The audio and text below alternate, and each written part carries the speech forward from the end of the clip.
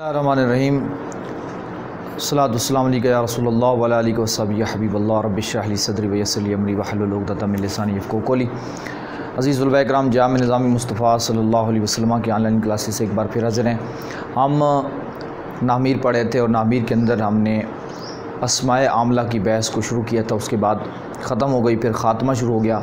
उसमें हम तवाबे को पढ़ रहे थे, तो हमने 4 तवाबे को पढ़ लिया था।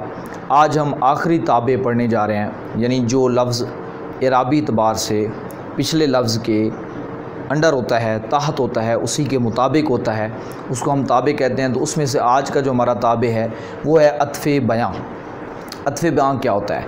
ये भी वो ताबे होता है जो सिर्फ तो नहीं होता लेकिन अपने मतबू को वाज़े कर देता है, यानी जो इसके मतबू के अंदर थोड़ी बहुत कमी बेशी होती है कि अगले को समझ नहीं आ रही, उसको वज़ाहत की ज़रूरत होती है, तो अत्फ़े बयां ला के उस बात की वज़ाहत कर देता है। जिस तरह कि हमने बदल में पढ़ा था कि बदल भी क्या करता है, अपने मतबू को, यानी वो मकसूद तो होता है लेकिन वहाँ पर भी मकसद ये होता है कि वो भी उसकी वज़ाहत करता है।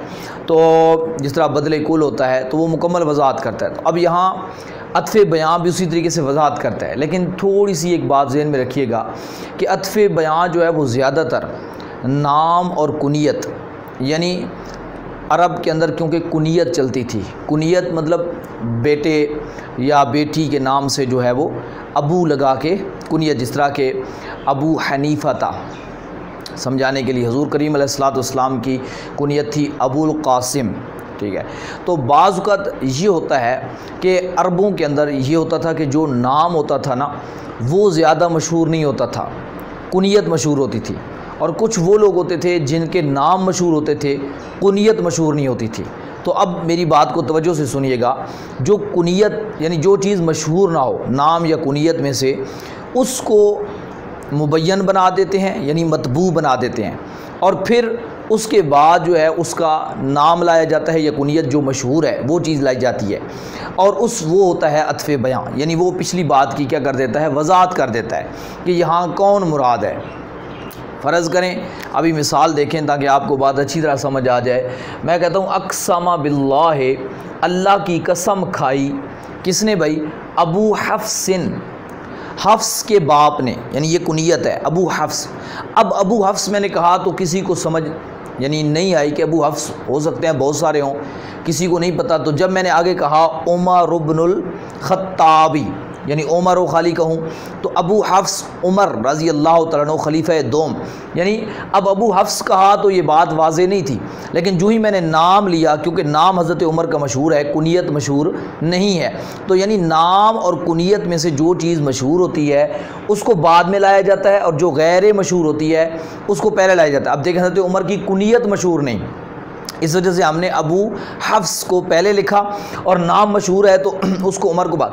तो यानी अब एक चीज़ ज़हन में रखें, जो मतबू होता है यानी जो गैर मशहूर जिसको हम कहते हैं उसको हम मुबय्यन कहते हैं, और जो मशहूर होता है यानी जो उसकी वज़ाहत करता है ताबे, उसको हम अत्फ़े बयां कहते हैं।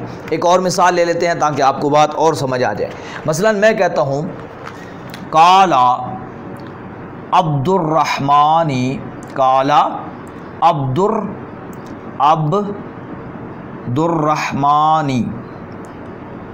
अब देखें, मैंने कहा अब्दुर्रहमान ने फरमाया, काला अब्दुर्रहमानी, या अन अब्दुर्रहमानी, अन भी हर्फ़ जार लगा के, अन अब्दुर्रहमानी, ठीक है जी। अब क्योंकि अब्द ये मुदाफ़िल है, अब्दुर्रहमान इसलिए कि काला का फ़ाइल बन रहा है, और अन लगाया तो हर्फ़ जार, यानी अब्दुर्रहमान से रवायत है, यानी ये जो बात मैं बता रहा हूँ इसकी रवायत करने वाले कौन है? अब्दुर्रहमान है।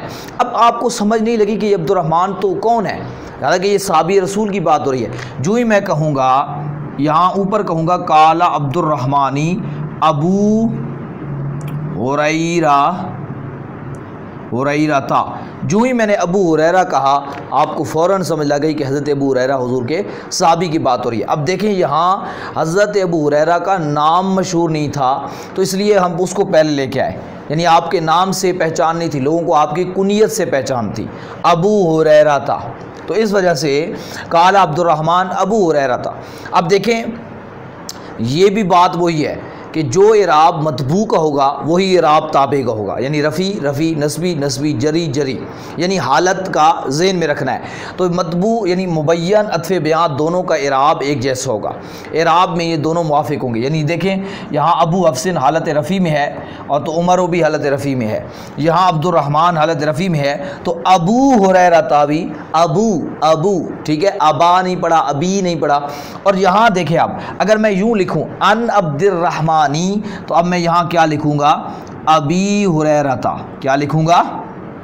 ابی ہریرہ تا، کیوں کہ یہ اب حالت جری میں ہے تو یہ بھی حالت جری میں ہو۔ اور آپ کو پتہ ہے کہ اسماء ستہ مکبرہ میں لفظ اب بتایا تھا ہم نے کہ جب لفظ ابن ہے وہ اپنا کیا نام ہے، جب یائے متکلم کی طرف مضاف بھی نہ ہو تو اس وقت کیا کرتے ہیں، اس کی حالت جری جو ہے وہ یا کے ساتھ لاتے ہیں، نسبی الف کے ساتھ اور رفیع واو کے ساتھ، یہ ہم نے پڑھا تھا۔ تو دیکھیں ان عبد الرحمن ابی ہریرہ تا۔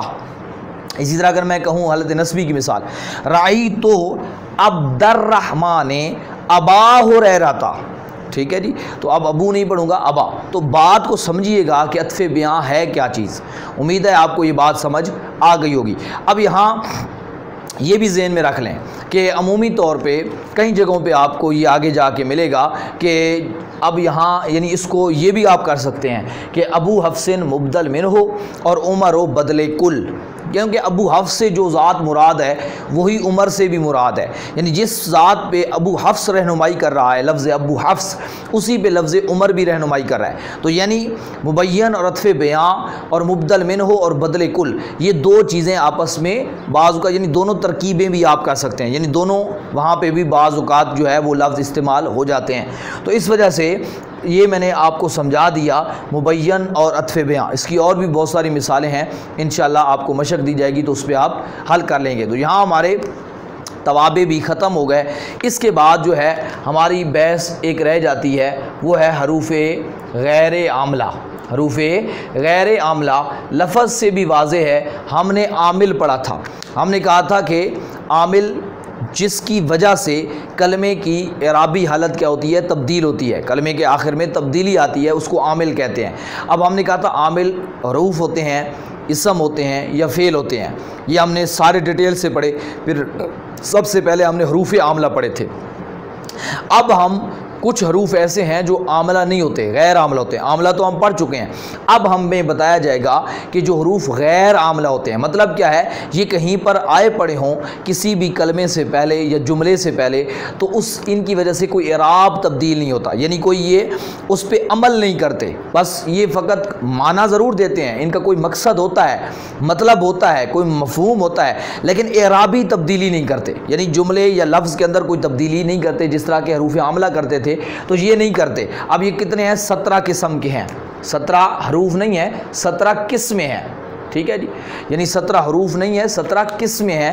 قسموں میں اس کو ڈیوائڈ کیا گیا ہے کہ ہر حرف جو ہے مختلف مقاصد کے لیے آتے ہیں۔ ان میں سے سب سے پہلے جو ہمارے پاس ہیں وہ ہیں حروف تنبیہ۔ حروف تنبیہ، حروف جو تنبیہ ہیں یہ دیکھیں نحو میر پر آپ اس کو جا کے دیکھ سکتے ہیں، جو آپ کے پاس PDF کتاب موجود ہے نحو میر، ٹھیک ہے، یا نعیم التحریر، یعنی اردو اگر اس کا ترجمہ آپ کے پاس ہے تو یہ آپ اس کے اندر آپ جائیں گے تو حروف عاملہ میں یہ لکھا ہوگا حروف تنبیہ، یہ 3 ہیں، ٹھیک ہے جی۔ ہمارے پاس الا، اما، ہا، ٹھیک ہے جی، لفظ الا، ٹھیک ہے۔ اب اس کی مثال بہت مشہور ہے، بہت مشہور آیت ہے، الا ان اولیاء اللہ لا خوف علیہم ولا هم یحزنون، ٹھیک ہے، خبردار، یعنی حروف تنبیہ کا مطلب کیا ہے کہ یہ جب کلام کے شروع میں آتے ہیں تو اس بات کی طرف تنبیہ کرنے کے لیے، اگلے کو مطلب ہے خبردار کرنے کے لیے آتے ہیں۔ جو اب میں بات کرنے لگا ہوں وہ بہت اہم ہے، یعنی جس طرح ہمارے اردو میں کہتے ہیں خبردار، ہوشیار باش، ٹھیک ہے جی، تو مطلب تنبیہ کرنے کے لیے جو لفظ استعمال ہوتا ہے تو عربی میں اس کے لیے لفظ الا استعمال ہوتا ہے، یعنی اس کا یہ کوئی لفظی عمل نہیں ہوتا، یعنی اپنے بعد والے پر کوئی عمل نہیں کرتا اعرابی اعتبار۔ ہاں معنوی میں طور پہ یہ جو ہی یہ لگا ہوگا تو سمجھ جائیں گے کہ اگلی جو بات کہی جا رہی ہے وہ بہت اہم ہے، یعنی اس سے پہلے اگلوں کو جگایا جا رہا ہے، تو اس کے لیے یہ لفظ استعمال ہوتے ہیں، اس لیے حروف تنبیہ اس کو کہتے ہیں، اور یہ غیر عاملہ ہے۔ الا ان اولیاء، ٹھیک ہے، اس طرح کی اور بھی بہت ساری مثالیں آپ کو مل جائیں گی، مشق دی جائے گی، آپ اس کو کریں یا خود بھی نکالیں۔ دوسرا لفظ ہے اما، یہ زیادہ تر جملہ اسمیہ کے شروع میں آتا ہے، اما زید قائم، ٹھیک ہے جی، تو کہنے کا مقصد یہ ہو گیا اما، یہ بھی ہوشیار کرنے کے لیے آتا ہے، تنبیہ کرنے کے لیے، ہوشیار زید کھڑا ہے، ٹھیک ہے جی، تو یہ یعنی ہوشیار کرنے کے لیے آ جاتا ہے۔ اسی طرح لفظ ہا، ٹھیک ہے، ہا جو ہے یہ تنبیہ کے لیے آتا ہے، جس طرح یہ زیادہ تر آپ کو اسماء اشارات پہ لکھا ہوا ملے گا، ہم نے اسماء اشارات پڑھے تھے نا، زا، زانے، زینے، اولا، ٹھیک ہے، اولائی، تو پھر ہم نے کہا تھا ان سب پہ ہا تنبیہ کی لگتی ہے، ہاذا، ہاذان، ہا اولائی، ٹھیک ہے، تو یہ ہا، یہی ہا تنبیہ کی ہے، یعنی یہ، تو اب وہاں اس کا کوئی مطلب نہیں ہوتا، صرف تنبیہ کا ہوتا ہے، یعنی اصل لفظ تو اس میں اشارہ کا زا ہے، لیکن اس پہ ہا جو ہے وہ تنبیہ کی لگی ہوتی ہے۔ اس طرح کبھی کبھی ضمیر کے شروع میں بھی آ جاتا ہے یہ، ہا انتم ہا اولائی، ٹھیک ہے جی، ہا انتم، تو دیکھیں یہ ہا جو ہے اس کا کوئی مطلب یہاں نہیں ہے، ہا یہاں تنبیہ کے لیے ہے۔ ایک ہا ہم نے اسماء افعال میں بھی پڑھا تھا جو خذ کے معنی میں ہوتا ہے، یہ وہ نہیں ہے، یہ حروف ہے، ٹھیک ہے، وہ اسم فعل ہے، تو وہ تو ڈائریکٹلی اسم پہ داخل ہوگا، آگے اس کے بعد اسم ہوتا ہے، اس کو نصب دیتا ہے، یہ ضمیر پہ داخل ہوتا ہے یا اسماء اشارات پہ داخل ہوگا، تو اس طریقے سے یعنی تنبیہ کے لیے، یہ تنبیہ کے لیے آتا ہے۔ تو یہ حروف تنبیہ ہیں تین، جو ہماری پہلی قسم تھی حروف غیر عاملہ کی۔ اس کے بعد دوسری قسم ہے حروف ایجاب۔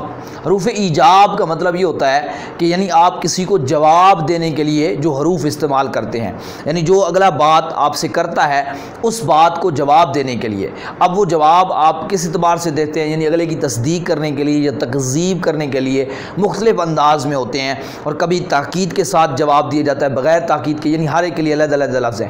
حروف ایجاب یہ بھی کتاب پر لکھے ہوئے ہیں، میں ان میں سے زیادہ مشہور جو ہیں آپ کو پتہ بھی ہوگا، وہ ہے لفظ نعم اور لفظ لا، یہ دو بڑے مشہور ہیں۔ مثلا میں آپ سے سوال کرتا ہوں، حل، یہ زیادہ تر سوالیہ جملہ جب حل سے شروع ہوتا ہے، حل کاتبا زیدن، اس کا مطلب یہ ہے مجھے نہیں پتا کہ زید نے کوئی چیز لکھی ہے، تو میں اب سامنے والے سے پوچھتا ہوں، حل کاتبا زیدن، کیا زید نے لکھا؟ حل قرأت الدرس، کیا تو نے سبق پڑھا؟ ٹھیک ہے جی، حل رأیت جنیدن، کیا تو نے جنید کو دیکھا؟ ٹھیک ہے، اب یعنی سوال کر رہا ہوں، تو اب جو اگلا ہے اس کا جواب کیا دے گا؟ اب وہ پورا جملہ جواب میں نہیں کہے گا، اس بات کی تصدیق کرے گا یا تکذیب کرے گا۔ اگر اس نے دیکھا ہوگا یا لکھا ہوگا یا پڑھا ہوگا تو کیا کہے گا؟ نعم، بس نعم کہے گا تو مجھے سمجھ آ جائے گی کہ ہاں اس نے یہ بات دیکھی ہے، ٹھیک ہے۔ آگے یعنی پورا جملہ کہنے کی ضرورت نہیں ہے، اس کا مطلب یہی ہو جائے گا، جو ہی نعم کہے گا تو اس کا مطلب ہے نعم کاتب زید، نعم قرأت، ہاں میں نے پڑھا، نعم رأیت جنیدن، ہاں میں نے جنید کو دیکھا۔ اب جواب میں رأیت زیدن نہیں کہیں گے کیونکہ اس نے تو کہنا ہے تو نے، میں نے جب جواب دے رہا ہے تو میں کہوں گا میں نے، یہ تھوڑا سا آپ نے ذہن میں رکھنا ہے۔ تو بہرحال یہ نام اگر نہیں ہوگا تو اس کا جواب دوں گا لا، تو یہ حروف ایجاب ہیں، یعنی جواب دینے کی الگ ہے، لا نہیں، ٹھیک ہے۔ اسی طریقے سے ایک لفظ اور بھی استعمال ہوتا ہے، بلا، یہ بلا، ٹھیک ہے جی، یہ بھی بہت مشہور ہے، قرآن مجید کی آیت الستو بربکم قالوا بلا، اللہ تعالیٰ نے روحوں سے سوال کیا تھا جب ہم روحوں کے عالم میں تھے، کیا میں تمہارا رب نہیں ہوں؟ الستو بربکم، یعنی اب اس بات کو کیا میں تمہارا رب نہیں ہوں، اب یہ اللہ رب العزت نے سوال کیا، اب اس کو ہم تصدیقی طور پہ مضبوط طریقے سے جواب دینے کے لیے ہم یہ کہیں گے بلا، ہاں کیوں نہیں، مطلب ایسا ہی ہے کہ آپ ہمارے رب ہیں، یعنی اس کا اس طریقے سے تصدیق۔ حضرت ابراہیم علیہ السلام نے کہا کہ مالک مجھے دکھا تو مردوں کو کیسے زندہ کرتا ہے، ٹھیک ہے جی، کیف تحیی الموتى، تو مردوں کیسے زندہ کرتا ہے؟ اللہ رب العزت نے فرمایا کیا تو بھی ایمان نہیں لاتا؟ تو آپ نے فرمایا بلا ولکن لیطمئن قلبی، ہاں کیوں نہیں مالک مجھے ایمان ہے، یعنی میں مانتا ہوں۔ تو یہ بلا سے جو ہوتا ہے نا، آپ پچھلی بات کی انکار نہیں کر رہے ہوتے، مطلب یہ ہوتا ہے ہاں کیوں نہیں، مطلب ایسا ہی ہے جیسے آپ فرما رہے ہیں کہ میں مان لاتا ہوں، میں اس بات کو مانتا ہوں۔ ہاں اگر میں کہتا لا تو مطلب یہ ہو گیا، وہ تو نفی ہو گئی۔ تو اب بلا جب کہوں گا تو یعنی جواب نعم بھی ہو سکتا تھا، لیکن نعم کے اندر وہ مضبوطی نہیں ہے جو بلا کے اندر ہے، یعنی اس وجہ سے سوال جب کیا جاتا ہے تو پھر اس میں بلا سے جب جواب دیتے ہیں الستو بربکم، کیا میں تمہارا رب نہیں ہوں؟ قالوا بلا، جب بلا کہا تو مطلب ہاں کیوں نہیں، یقیناً، یعنی یقیناً ایسی ہی بات ہے کہ تو ہمارا رب ہے، نہ کہ یہاں نہیں ہے۔ تو یہ بلا اس طریقے سے جواب دینے کے لیے آتا ہے۔ اس طرح ایک لفظ آتا ہے اجل، اجل بھی یوں سمجھ لیں ہاں کا معنی دینے کے لیے آتا ہے، یعنی آپ کسی نے کہا حل کاتب زید اجل، ٹھیک ہے ہاں ٹھیک ہے۔ اسی طریقے سے لفظ ای جو ہے، لفظ ای، لفظ ای، یہ جو لفظ ای ہے، ای بھی یہ زیادہ تر جو جواب ہوتا ہے، یعنی جب آپ نے قسم کے ساتھ جواب دینا ہو، یعنی اگر آپ سے پوچھتا ہے حل شربت ماء، حل شربت ماء، کیا تو نے پانی پیا؟ تو وہ کہتا ہے ای واللہ، ای واللہ، ہاں اللہ کی قسم، ہاں اللہ کی قسم، یعنی یہ ہاں کا معنی دینے کے لیے آتا ہے۔ اور ساتھ زیادہ تر اس کے واللہ بھی استعمال ہوتا ہے، یعنی اللہ کی قسم، نہ بھی کریں تو ای، مطلب بعض کو علیحدہ بھی استعمال ہوتا ہے ای، ای واللہ، ہاں کیوں نہیں، یعنی یقیناً ایسی بات، اللہ کی قسم، ہاں۔ تو مطلب ہے یہ اس زیادہ تر آپ کو تصدیق کے لیے یعنی استعمال ہوتا ہے، تو یہ بھی ہاں کے معنی میں استعمال ہوتا ہے ای۔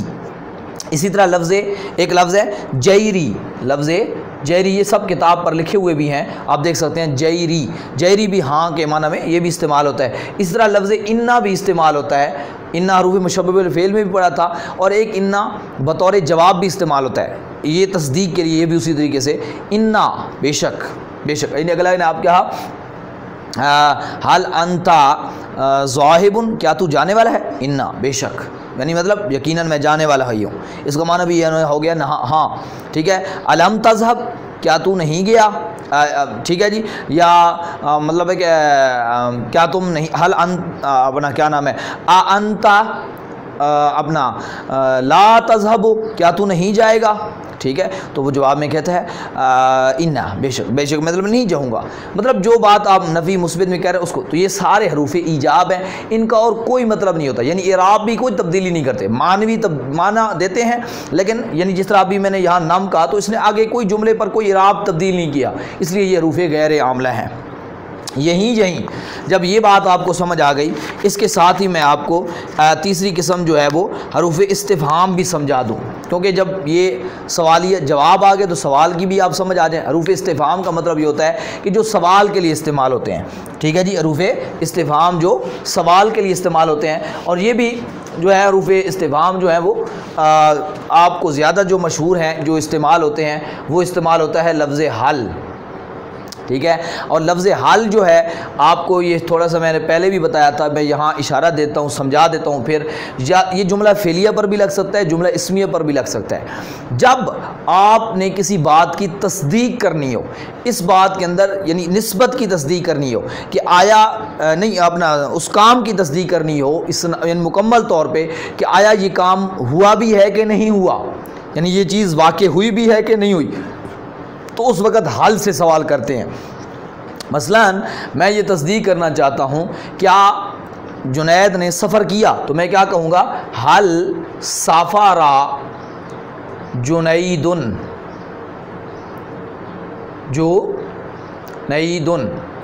حل سافرت عائشہ، تو کیا عائشہ نے سفر کیا، حل ذہبت، کیا تو گیا، اب یعنی مجھے پتہ ہی نہیں ہے کہ تو وہ گیا ہے کہ نہیں گیا، ٹھیک ہے، جنید نے سفر کیا ہے کہ نہیں کیا، تو میں اس ٹوٹلی بات کو علم حاصل کرنا چاہتا ہوں، تو وہاں زیادہ تر حل سے سوال کرتے ہیں، ٹھیک ہے۔ اور کبھی کبھی یہ جملہ اسمیہ پر بھی آ جاتا ہے، لیکن زیادہ تر اس کا استعمال جملہ فعلیہ پر ہوتا ہے، کیونکہ یہ مکمل بات کی تصدیق پوچھنے کے لیے آتا ہے۔ اور اس طرح ایک لفظ ہوتا ہے آ بھی سوالیہ ہوتا ہے، لیکن یہ زیادہ تر جملہ اسمیہ پر داخل ہوتا ہے، فعلیہ پر بھی آ سکتا ہے لیکن زیادہ تر، اور پھر یہ نسبت کی تصدیق کے لیے آتا ہے، زیادہ تر یہ نسبت کی تصدیق. اب آپ پوچھیں گے نسبت کی تصدیق کیا آتا ہے؟ یعنی مثلا مجھے یہ تو پتہ ہے کہ سفر ہوا ہے، یعنی کوئی گیا ہے، سفر پر کوئی گیا ہے، لیکن مجھے یہ نہیں پتا کہ جنید گیا ہے یا خالد گیا ہے. یعنی ان دو میں سے مجھے نسبت سفر کی کلیئر ہے کہ کسی نے سفر کی ہے، یا مجھے یہ بات کلیئر ہے کہ کسی نے لکھا ہے، کسی نے روٹی کھائی ہے، لیکن مجھے یہ نہیں پتا کہ جنید نے کھائی ہے یا خالد نے کھائی ہے، جنید نے کھائی ہے یا عائشہ نے کھائی ہے، کس نے کھائی ہے. ٹھیک ہے، تو اب ہم اس بات کی تصدیق کرنے کے لیے، اس بات کو پوچھنے کے لیے لفظ آ کا استعمال کرتے ہیں. اور اس کا طریقہ کیا ہے ذرا غور کر لیجئے گا. اس میں ہم نے کیا لکھا تھا؟ فعل پہلے لکھا تھا. اس میں کیا ہوتا ہے؟ آپ نے یہ کہنا ہے اجنیدن، اجنیدن. ٹھیک ہے، اس نے کوئی راب تبدیل نہیں کرنا. اجنیدن اکالا. اب ایک لفظ اور استعمال کرنا ہے ام، یہ اپنے پاس ذہن میں رکھ لیں. آ کے بعد کیا لگے گا؟ ام. ام کا معنی ہو گیا یا. ٹھیک ہے، اس کے بعد آپ نے جس بھی دو میں شک ہے نا اس کا نام لکھنا ہے. خالدن. سمجھ آ گئی سوالیہ؟ تو کیا مطلب؟ کیا جنید نے کھایا یا خالد نے؟ تو یہ لکھنے کا انداز ہوتا ہے، یہ جملہ پوچھنے، یہ سوال پوچھنے کا انداز ہوتا ہے. یہ اپنے نوٹ کر لیں. نام پہلے آیا پھر فعل آیا. اس طرح عائشہ تو اکلت ام فاطمہ تو. ٹھیک ہے جی، تو یعنی مونس پھر آئے گا نا، تو وہ ساری چیزیں سمجھا چکا ہوں، فعل فاعل کا وہ تو ہم پیچھے پڑھ چکے ہیں، اس لیے بار بار مجھے کہنے کی ضرورت نہیں ہے، وہ آپ ابتدا میں سمجھ آئے ہوں گے، تو اس لیے اس کو جملے کو سمجھنا کوئی مشکل نہیں ہے. یہاں آپ سٹائل انداز دیکھیں، جو بات سمجھا جا رہا ہے اس کو دیکھیں. تو کیا یعنی اب مجھے یہ تو کلیئر ہے کہ کھایا ہے کسی نے، لیکن یہ کلیئر نہیں کہ جنید نے کھایا تو یہ کھایا اس طرح. لیکن کبھی کبھی یہ بھی اس طرح تصدیق کے لیے پوچھنے کے لیے آ سکتا ہے اسافر جنید، کیا جنید نے سفر کیا؟ تو یہ بھی ہو سکتا ہے، اس طرح کبھی ہو سکتا ہے. یا خالی جنید اکلا، کیا جنید نے کھایا؟ یہ بھی ہو سکتا ہے. اسی طرح لفظ ما بھی سوال کے لیے آتا ہے کبھی کبھی. ایک تو ما نفی کے لیے آتا ہے، اس طرح ما سوال کے لیے بھی آتا ہے. اور یہ زیادہ تر کسی چیز کی حقیقت پوچھنے کے لیے آتا ہے، ریئلٹی، یعنی وہ چیز اس کو پتہ ہی نہیں کہ وہ کیا ہے. مثلا میں نے آپ کے سامنے اسد کی بات کہی، کیا بولا؟ اسد، اسدن، اسدن. تو اب آپ کو پتہ ہی نہیں کہ اسد کیا ہوتا ہے، تو آپ پوچھتے ہیں مل اسدو، یہ اسد کیا ہے؟ مثلا ایک کھانا ہے آپ نے کے سامنے، اس کا نام لیا گیا. ٹھیک ہے جی، تو میں نے کسی کو کہا کہ حلیم کھاؤ گے، وہ کہتے ہیں مل حلیمو، یہ حلیم کیا ہوتی ہے؟ ٹھیک ہے، یعنی کوئی نیا بندہ ہے، اس کو پتہ ہی نہیں ہے کہ حلیم کیا ہوتی ہے، اس نے کبھی کھائی نہیں ہے، تو مل حلیمو. ٹھیک ہے، تو میں اس کو یہ کہتا ہوں. تو اب یعنی اس طریقے سے میں کسی کے سامنے فرض کر سرائکی میں بول دیتا ہوں کٹا، ٹھیک ہے جی، وچھا، تو اب وہ کہے گا مل وچھا. ٹھیک ہے، یعنی عربی والا ہوگا مل وچھا. وچھا ہے کیا بلا؟ یہ وچھا کیا چیز ہوتی ہے؟ کہنے کا مقصد یہ ہو گیا کہ جس چیز کی ریئلٹی اس کو پتہ ہی نہ چلے کہ یہ کیا چیز ہے، تو اس کی حقیقت معلوم کرنے کے لیے ما استعمال ہوتا ہے، مل اسدو. ٹھیک ہے نا جی. تو شعر کیا ہے؟ تو اسی طریقے سے سوال اب جو ما اسموں کا، تیرا نام کیا ہے؟ ما اسموں کا، مس ملا کے پڑھتے ہیں، مسمو کا، تیرا نام کیا ہے؟ مسمو ابی کا، تیرے باپ کا نام کیا ہے؟ مسمو بلدی کا، تیرے شہر کا نام، کنٹری کا نام کیا ہے؟ تو ما سوال، اس طرح سوال کرنے کے لیے یہ بھی آتا ہے. اور کبھی کبھی جو ہے اس طرح ایک اور بھی سوال آتے ہیں. یہ جو ما ہے اس کے اوپر حروف جارہ بھی لگ جاتے ہیں. حروف جارہ لگ جائیں نا تو پھر یہ الف ختم ہو جاتا ہے. دیکھیں جیسے لیما، لیما، لام لام دے لی حرف جار لگا نا میم کے اوپر، تو الف ختم ہو گیا، لیما. اس کو اس طرح لکھتے ہیں لیما. ٹھیک ہے، اس کا معنی پھر بنتا ہے کیوں. لیما ضربت زیدن، زید کو تو نے کیوں مارا؟ لیما کتبتا، ٹھیک ہے جی، تو نے کیوں لکھا؟ تو لیما، لیما. اب بات ہو گئی لیما کیوں، تو یہ اب ما اس طریقے سے ان حرف جار بھی لگ جاتا ہے. اما یتساءلون، تو اب اس کو یوں لکھا جاتا ہے اما. ٹھیک ہے، تو یہ تھا ان ما، اصل میں تھا ان ما. ٹھیک ہے، تو یہ سوال یہ بھی اسی طریقے سے.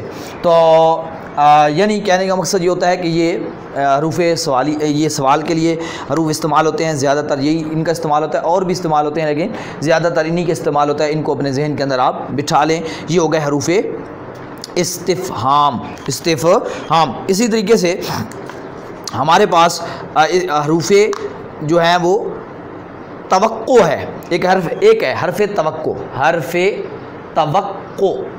ٹھیک ہے جی، یہ ایک ہی ہے صرف، وہ ہے قد.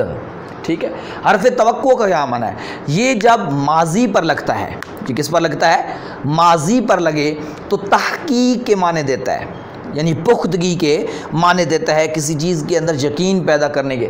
تو یقین کا معنی دینے کے لیے لقد قان لکم فی رسول اللہ اسوۃ حسنہ، ضرور تحقیق، یہ لام بھی اس کے اوپر لام زبر لا، یہ بھی تاکید کے لیے لگا پڑا ہے، یعنی اس کے اندر ڈبل تاکید ہو گئی، لقد لقد، تو لام بھی یہ لام زبر لا جو ہے انشاءاللہ آگے آ رہا ہے، یہ بھی حروف غیر عاملہ ہے، یہ بھی تاکید کے لیے آتا ہے، اس کا آگے ذکر آئے گا۔ تو ابھی ہم قد کو دیکھ رہے ہیں، قد یہ بھی یعنی ماضی پر لگے تو تحقیق کا معنی دیتا ہے، اور آپ نے یہ بھی پڑھا تھا کہ یہ ماضی پر لگے تو ماضی قریب کا معنی بھی دیتا ہے، یعنی کبھی ماضی قریب کا معنی بھی دینے کے لیے آتا ہے، لیکن یہ تحقیق کے لیے، اس کو حروف توقع بھی کہتے ہیں، تحقیق کے لیے بھی آتا ہے، لقد کان لکم فی رسول اللہ اسوۃ حسنہ، تو یہ قد تحقیق، اور یہ کبھی مضارع پر بھی لگتا ہے، ماضی کے ساتھ مضارع پر لگے تو تقلیل کا معنی دیتا ہے، یعنی کمی کا معنی دیتا ہے، ٹھیک ہے، قد یضرب، کبھی مارتا ہے زید زید، ٹھیک ہے، تو قد یضرب اب تک، لیکن کبھی کبھی وہاں قلیل کی بجائے کثیر کا معنی بھی دینے کے لیے آتا ہے، قد نرا تقلب وجہک فی السماء، ہم نے آپ کے چہرے کو آسمان کی طرف بار بار اٹھتا دیکھا، اللہ فرماتا ہے اپنے محبوب کو، تو پھر ہم نے کیا کیا، آپ کے لیے قبلہ بدل دیا، یعنی حضور کریم کے قبلہ بدلنے کی، تو قد نرا، وہاں دیکھیں نا قد مضارع پہ لگا ہے، وہاں کثرت کا معنی دینے کے لیے بھی آیا ہے، تو وہ عمومی یہ جو قاعدے بتائے جاتے ہیں ان کے اندر تھوڑا بہت چینجنگ ہو سکتی ہے، یعنی کبھی کبھار ایک دو چیزیں 4-5 چیزیں ان سے نکل بھی سکتی ہیں، ضروری نہیں ہوتا کہ وہ مطلب ہے کہ کلی یعنی سب 100% یہی چیز ہو، تو یہ ہوتا ہے اکثری کا مطلب یہ ہوتا ہے کہ زیادہ تر یہی ہوتا ہے، ٹھیک ہے، تو یہ حرف توقع بھی آپ کو امید ہے سمجھ آ گیا ہوگا کہ یہ حرف توقع ہے۔ اس کے ساتھ ہی ہمارے پاس ہیں کہ حروف تحدید ابھارنے کے لیے، حروف تحدید کا مطلب اگلے کو ابھارنے کے لیے یا جھڑکنے کے لیے یہ استعمال ہوتے ہیں، تحدید کتاب کے اوپر لکھا ہوا ہے، یعنی اگلے کو ابھارنے کے لیے، جس طرح ہم اپنی اردو کے اندر زیادہ تر جب کسی کو ابھارنا شاباش شاباش شاباش، ٹھیک ہے، تو اس طریقے سے کرتے ہیں، تو اس طرح عربی میں بھی کسی کو ابھارنے کے لیے کچھ الفاظ ہیں، ان میں سے جو ہم نے لفظ الا پڑھا ہے، پیچھے لفظ الا پڑھا ہے نا ہم نے ابھی حروف تنبیہ کے اندر، الا تو وہ تنبیہ کے لیے بھی آتا ہے اور کبھی کبھی تحدید ابھارنے کے لیے بھی آتا ہے، یعنی کسی کو ابھارنے کے لیے بھی آتا ہے، یعنی کبھی کبھی اس کا استعمال ابھارنے کے لیے بھی آتا ہے۔ اس طرح ایک لفظ ہے حلا، ٹھیک ہے، یہ بھی ابھارنے کے لیے آتا ہے، حلا۔ اس طرح ایک لفظ ہے لولا، ٹھیک ہے، یہ بھی بعض اوقات اس طرح یہ آگے بھی آ رہا ہے، اس کا ایک اور استعمال بھی ہے، لیکن یہ کبھی کبھی ابھارنے کے لیے بھی آتا ہے، اور لوما یہ بھی ابھارنے کے لیے بھی آتا ہے۔ اب اس کی میں مثال دیتا ہوں، لولا کی دیکھ لیں، قرآن مجید کے اندر ہے، یہ جھڑکنے کے لیے یا ابھارنے کے لیے دونوں معنی استعمال ہو سکتا ہے، تو فلولا اذا بلغت الحلقوم وانتم حینئذ تنظرون، کیا مطلب، فلولا اذا، جس وقت گلے تک وہ جان پہنچ جائے گی نا اس وقت تم اس کو مظاہرہ کرو گے، یعنی تمہاری روح جو ہے نکل کے گلے تک پہنچ جائے گی، تو اس وقت، تو اب یہاں فلولا، تو یہ لولا جو ہے یہ وہاں پہ ماضی بلا، لولا اذا بلغت الحلقوم، ٹھیک ہے، لولا ان کنتم غیر مدینین، ٹھیک ہے، تو اس طریقے سے لولا، تو یہ کس کے لیے آیا ہے، یہاں پہ جھڑکنے کے لیے آیا ہے، یہاں ڈانٹنے کے لیے آیا ہے کہ تھانوں پتہ لگ ویسی کہ جس وقت گلے تے آپ کو پتہ چل جائے گا جب آپ کی روح گلے تک پہنچ جائے گی، تو لولا جھڑکنے کے لیے، اس طرح لوما بھی، ٹھیک ہے، یہ بھی استعمال ہوتا ہے لولا کی طرح، حلا مطلب ہے کہ جھڑک، اسی طریقے سے یہ بھی ابھارنے کے لیے، الا یہ بھی ابھارنے کے لیے، ان کو حروف تحدید کہتے ہیں، ان کی انشاءاللہ استعمال آگے بھی ہم پڑھیں گے، جو ہے وہ آئے گا مزید بھی۔ اسی طریقے سے نون تاکید وہ آپ پڑھ چکے ہیں، ثقیلہ خفیفہ، یہ اگلی قسم ہے نون تاکید، ثقیلہ اور خفیفہ آپ کو پتہ ہے کہ یہ کہاں لگتی ہیں، مضارع کے آخر میں، اس کا ایک باقاعدہ قانون بھی ہم نے صرف بطرال میں، قانون کھوالی میں، وہاں پہ ہم پڑھ چکے ہیں، اس قانون کو آپ وہاں دیکھ سکتے ہیں، ٹھیک ہے، اور یہ کہاں کہاں استعمال ہوتی ہے، کہاں لگانا ضروری ہے، کہاں نہیں لگانا، لگتی یہ فعل مضارع کے آخر میں ہے یا امر کے آخر میں لگتی ہے، اس طرح ہم نے پڑھا تھا ادھر بننا، ادھر بان، ادھر بننا، ساری گردان بھی پڑھی تھی ہم نے اس کی، اسی طرح یدر بننا، یدر بانے، تو وہاں زیادہ تر عام طور پہ تو نہیں لگتا، سادے انداز میں لام بھی اس کے شروع میں لگا دیتے ہیں، لام تاکید کا، جس کا میں کہا نا آگے ذکر آئے گا، لا یدر بننا، لا یدر بننا نہیں، لا یدر بننا، لا ہلکا سلا، لا نہیں، الف نہیں نکلے گا، لا یدر بننا، ضرور بالضرور وہ مارے گا، لا ینصرن، ضرور بالضرور وہ مدد کرے گا، تو اب یہ دیکھیں ایک تو نون تاکید کا، ایک لام تاکید کا، تو یعنی یہ نون تاکید، اس طرح نون خفیفہ بھی لگتی ہے، تو یہ بھی حروف غیر عاملہ ہیں، اور یہ آپ کو پتہ ہے فعل مضارع کے آخر میں آتے ہیں نون تاکید۔ اور ان کا عمل کوئی نہیں ہوتا، یعنی اور کسی عمل کے لیے نہیں آتے۔ اسی طریقے سے اب ہمارے پاس یہ ہے اگلی قسم لام مفتوحہ۔ لام یعنی مفتوحہ یعنی کیا مطلب؟ لام پہ زبر ہو۔ ایک تو لام یاد رکھنا، لام جب ضمیر کے ساتھ لگتا ہے، لہو، لہما، لہم، لہا، تو وہ تو لام جارہ ہوتا ہے، وہ تو حرف جار ہے، وہ یہ والا نہیں ہے۔ ہم جو اب بات کر رہے ہیں لام مفتوحہ کی، یہ زیادہ تر جو ہے وہ فعل مضارع پر لگتا ہے، اور فعل مضارع اس فعل مضارع کے شروع میں لگتا ہے جس فعل مضارع کے آخر میں نون تاکید بھی لگی ہوئی ہو۔ یہ دو باتیں نوٹ کر لیں۔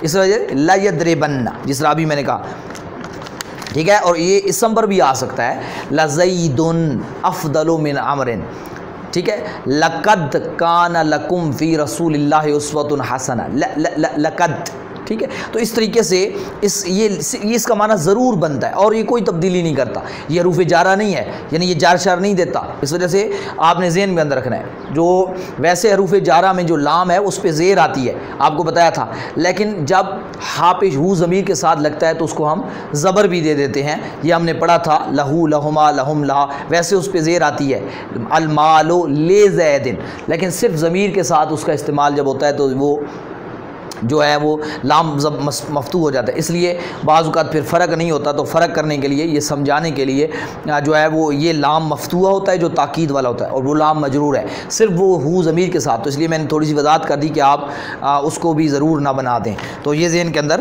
رکھنا ہے، اس کو لام مفتوحہ کہتے ہیں۔ تو اس کے علاوہ 10ویں قسم، اگلی قسم جو ہے، اب پتہ نہیں کتنی قسم چل رہی ہے، آپ میں نے گنی نہیں ہے، تو اگلی جو قسم چل رہی ہے وہ ہے حروف عاطفہ، جن کو ہم ابھی توابع کے اندر پڑھا ہے، ان کا استعمال کا طریقہ تو ہم نے وہاں پڑھ لیا، لیکن یہاں وہ حروف عاطفہ لکھے ہوئے ہیں، ٹھیک ہے جی، وہ 10 ہیں، وہ لکھے ہوئے ہیں، واو، فا، سما، حتی، اما، او، ام، لا، بل، لیکن، ٹھیک ہے، یہ سارے حروف عاطفہ ہیں۔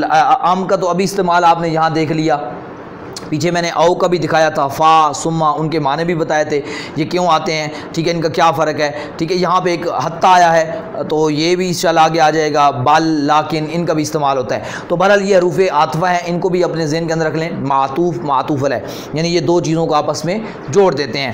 تو یہ ہمارے پاس اسی طریقے سے ایک اور اگلا ہمارے پاس حرف غیر عاملہ ہے، اس کو کہتے ہیں حرف رادع۔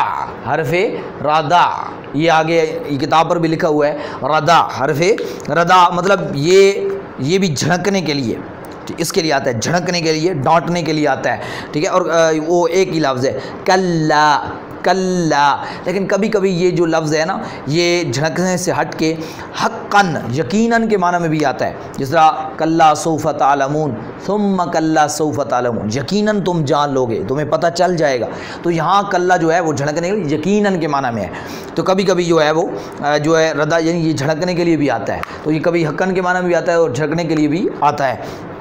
یہ ہمارے پاس انشاءاللہ بقیہ جو ہیں حروف غیر عاملہ بھی کچھ رہتے ہیں، ان کو انشاءاللہ ہم اگلے درس کے اندر دیکھیں گے انشاءاللہ عز و جل، اور اس کے ساتھ ہی انشاءاللہ ہمارے بس 1-2 ہی درس رہ گئے ہیں، پھر ہماری نحمیر جو ہے وہ ختم ہو جائے گی۔ ہر سبق کو 2 سے 3 بار ضرور دہرایا کریں، جب تک اگلا سبق تیار نہ ہو جائے، اس سے یعنی یہ سبق تیار نہ ہو جائے، اس سے اگلے سبق کی طرف نہ جایا کریں، اور پیچھے بھی سبق روزانہ کی بنیاد پہ 1-2 دہرایا کریں، اور کوئی چیز پھر بھی سمجھ نہ آئے تو واٹس ایپ نمبر شو ہو رہا ہے، وہاں پر بھی آپ سوال کر سکتے ہیں، یہاں بھی کر سکتے ہیں، اور الحمدللہ درس نظامی کے داخلے بھی جاری ہیں، نئی کلاسز کا آغاز انشاءاللہ عید کے ساتھ ساتھ ہو جائے گا، تو آپ کوشش کریں کہ اس میں جو دوست نئے داخل ہونا چاہتے ہیں ان کو بھی شامل کریں، اور یہ سارا سسٹم آپ سب کو پتہ ہے کہ بغیر کسی فیسز کے ہوتا ہے، صرف رجسٹریشن ہوتی ہے، اور پھر اس کے بعد بغیر فیسز کے کوئی اپنی مرضی سے کچھ دینا چاہے تو دے سکتا ہے، نہ دینا چاہے تو کوئی اس پہ حرج نہیں ہوتا، کوئی اس سے مطالبہ نہیں کیا جاتا۔ تو یہ آپ لوگوں کو اس وجہ سے جتنے بھی لوگ ہیں ان تک یہ پیغام پہنچائیں تاکہ سب لوگ اس سے مستفیض ہو سکیں، گھر بیٹھے جو ہے وہ اللہ اور اس کے رسول کے دین کو سمجھ سکیں۔ اگر کوئی ایک بھی اس طرف آپ کی وجہ سے آ گیا تو آپ سب کو اس کا اجر ملتا رہے گا۔ اللہ رب العزت ہم سب کے علم و عمل میں برکت فرمائے، والحمدللہ رب العالمین۔